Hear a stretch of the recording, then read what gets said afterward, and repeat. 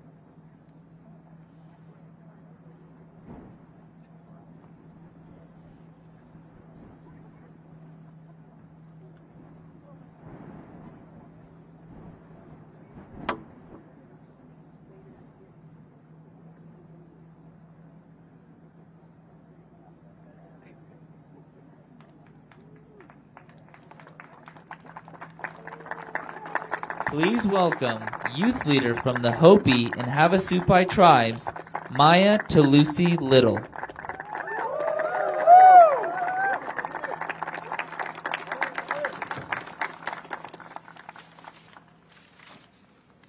Gamuje Baje, Nyasibio, Maya Tulusi Little Exijge.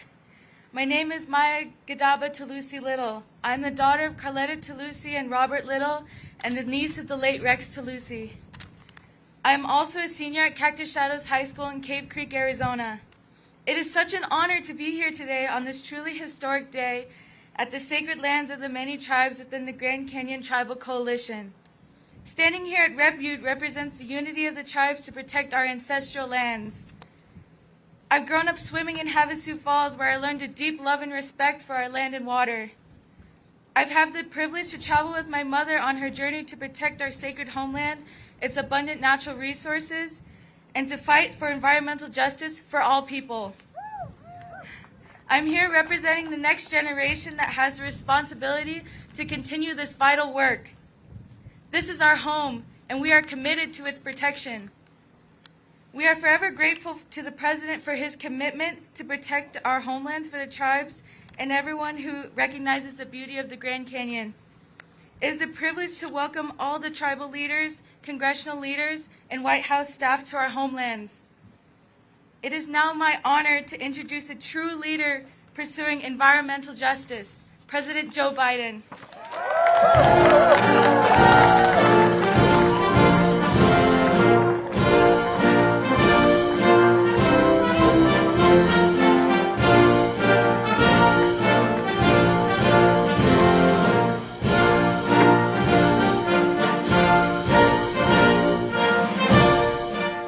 Thank you. Please have a seat if you have one. If you don't have one, you can sit down anyway if you want. Well, thank you very, very much. Maya, thank you for the introduction. When I was your age, to be able to stand up and introduce anybody, let alone a president, I would have frozen. Thank you. You're an impressive young woman. And I'm going to come down to those waterfalls pretty soon. It's great to be here with Secretary Howland, our first Native American Cabinet Secretary, and Brenda Malloy, the chair of our Council of Environmental Quality. And Governor Hobbs, congratulations, and you're doing a heck of a job. And Senator Kirsten Sinema, Congressman, where's the congressman? Is he here? There.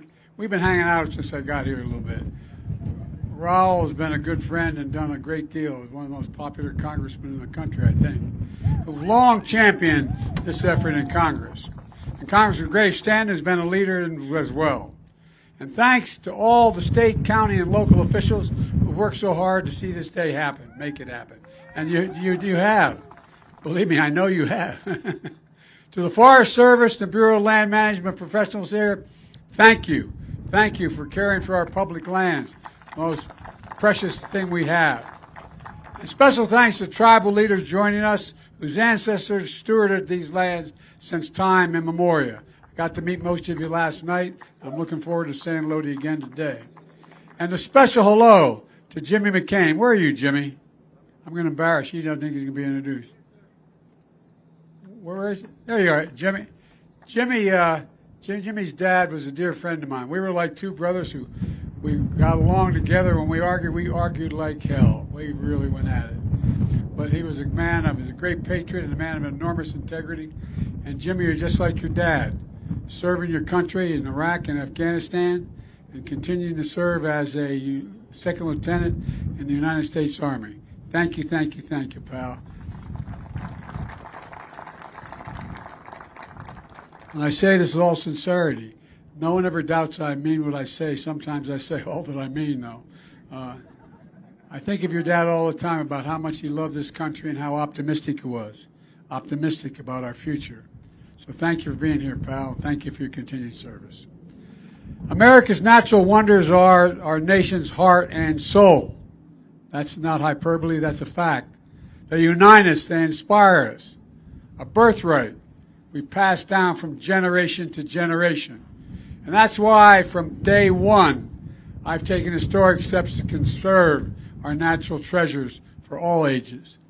My first week as president, I signed an executive order establishing our country's most ambitious conservation goal ever. I made a commitment that we will protect 30% of all our nation's lands and waters, conserve all 30% of all our nation's lands and waters by 2030. And we're on our way. And we're delivering. Just my first year in office, we've done more, protected more lands than anyone since the 1960s, John Kennedy's era. 9 million acres in Alaska and Bristol Bay and the Tongass Forest. 225,000 acres in Minnesota, the Boundary Waters. We're working to protect 770,000 square miles in the Pacific Ocean, southwest of Hawaii, a new maritime sanctuary, and network of islands and reefs almost 3 times the size of Texas, on track to be among the largest protected ocean area on the entire planet. We've already restored protection for 3 national monuments gutted by the last administration, 2 not so far from here in Utah, the Grand Staircase and Bears Ears. By the way, I'll never forget, I was standing in Washington, a little girl walked up to me, I could see her daddy say, go up and say something to the president. She walked up and she said, Mr. President, would you take care of Bears Ears for me? And I didn't know what she meant when she said it. You take care of Bears Ears for me. Well, we took care of her and we gave her the signing pen. A third of the coast of New England and the Northeast Canyons and seamounts. Look, we've designated new national monuments as well. Camp Hale in Colorado, 50,000 acres. Spirit Mountain in Nevada, 500,000 acres. Kastner Range in Texas, 6,600 acres. And just last month, honoring Emmett Till and his mother, Mamie Till Mobley, in Mississippi and in Illinois. But folks, it's not hyperbole to suggest that there is no national treasure, none that is grander than the Grand Canyon. The Grand Canyon, one of the Earth's 9 wonders, wonders of the world, literally. Think of that. You know, it's amazing. An enduring symbol of America to the entire world. The first time I saw the Grand Canyon years ago, I was a young senator. As I stood there and looked out, a phrase came to mind. It was instinctive. I said, this is God's cathedral. That's what it reminded me of. It just is so magnificent. As a matter of fact, I said 9. It's one of the 7 wonders of the world. And so today I'm proud to use my authority under the Antiquities Act to protect almost 1 million acres of public land around Grand Canyon National Park as a new national monument.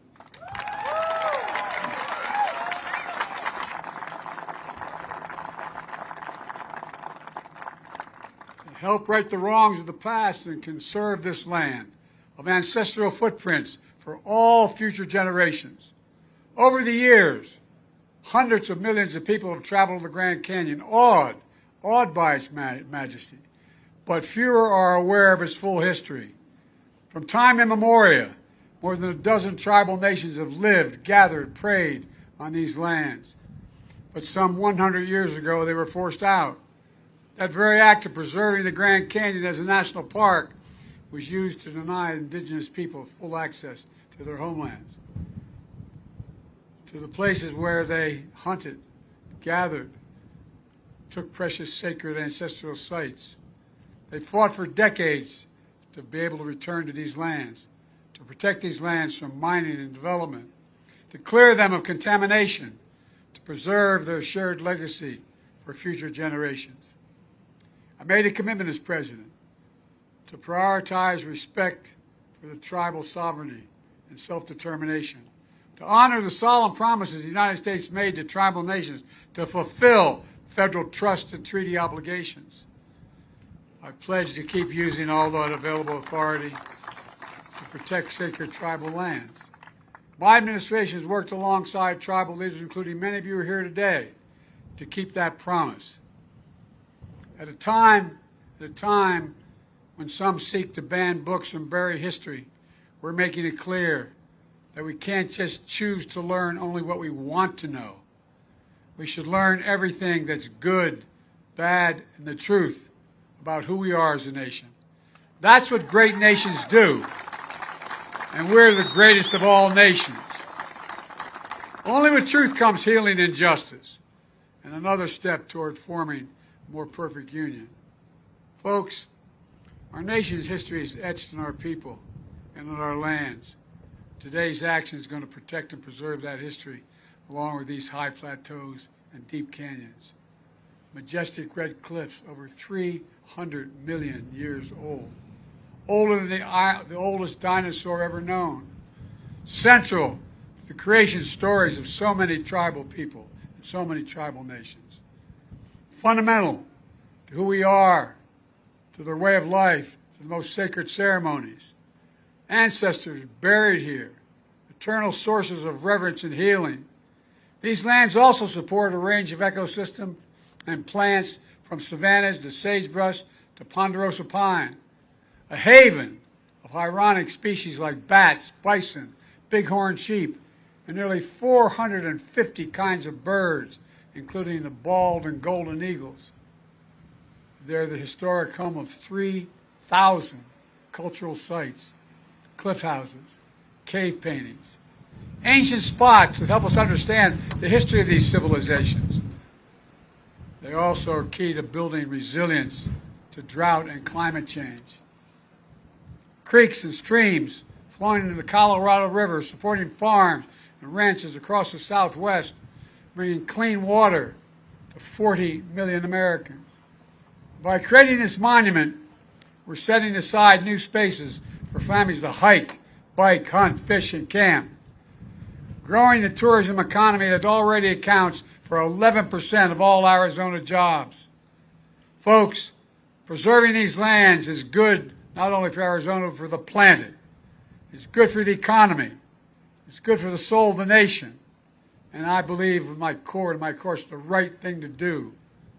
But there's more work ahead to combat the existential threat of climate change. You know, we've seen historic floods, more intense droughts, wildfires, spreading smoky haze, which I could sense today, thousands of miles. Record temperatures affecting more than 100 million Americans this summer.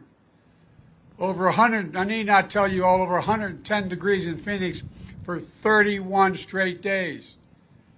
You know, extreme heat is America's #1 weather-related killer. Extreme heat kills more people than floods, hurricanes, and tornadoes combined. And it's threatening the farms, the forests, and the fisheries of so many families depend on to make a living. But none of this need be inevitable.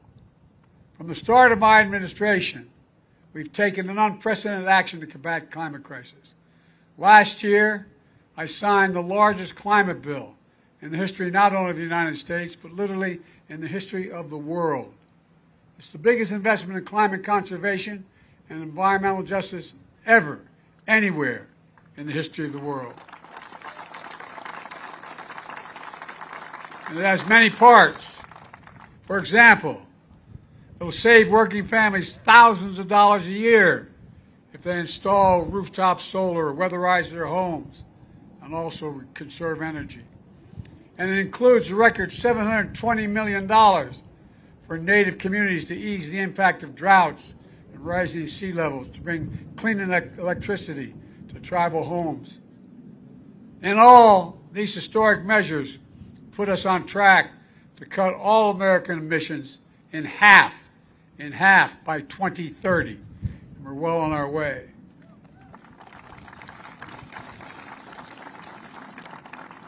It also creates enormous employment, enormous growth, and things that better people's lives. My mom, God love her, had an expression when I lost my family. She said, "Joey, out of everything bad, something good will come if you look hard enough for it." Well, there's a lot of good that's going to come from the sacrifices of dealing with, taking on the climate crisis. Folks, these are investments in our planet, our people, in America itself. Protecting our outdoor treasures, making our nation more resilient. But some MAGA extremists in Congress are trying to undo it all. I didn't get any help from the guys on the other team. Every single solitary person voted against this historic clean energy investment. And now many of them are trying again to repeal these parts of the bills. But we won't let them. There's too much at stake. Let me close with this. America's natural wonders are central to our heritage and our identity as a nation. Conserving them not only protects the livelihoods of the people who depend on them, preserves key pieces of our history, of the full American story, for generations to come. It unites us through all ages and connects us to something bigger than ourselves, much bigger than ourselves. Today marks an historic step in preserving the majesty of this place. First among American landmarks, sacred to tribal nations, revered by every American. It speaks to the soul of our nation, reminds us of who we are. We are the United States of America, and there's nothing beyond our capacity when we act together. Nothing at all. So folks, God bless you all. May God protect our troops. Now I want to invite some of our guests on stage. I think they know who they're supposed to come up. As I sign the proclamation establishing the ancestral footprints of the Grand Canyon National Monument. Thank you, thank you, thank you.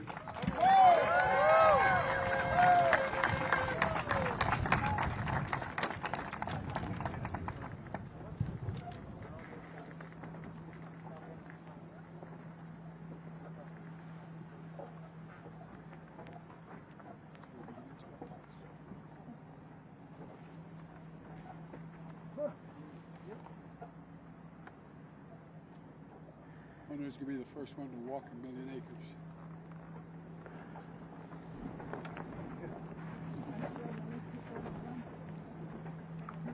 Secretary says she's sure many people have done it already. Did he see? All right, here we go.